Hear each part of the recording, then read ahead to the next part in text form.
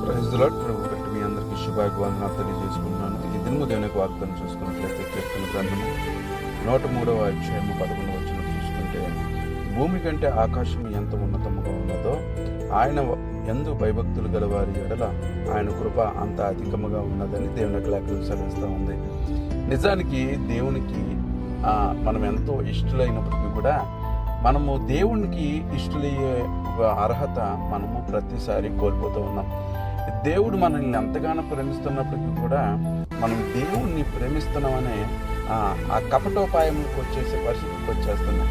కాబట్టి ప్రేమిన వారులారా, దేవుడు మనల్ని ఎంతగా ప్రేమిస్తూ ఆయన మనల్ని వాడుకుంటున్నాడంటే, ఆయన యందు భయభక్తులు గల వారి ఎడల ఆయన కృప అంత అధికముగా ఉంటుంది. ఎంత అధికంగా ఉంటుందంటే, భూమికి ఆకాశము ఎంత ఉన్నతం ఉందో అంత ఉన్నతమైనటువంటి కృపతో దేవుడు మనల్ని కప్పుతూ ఉన్నాడు.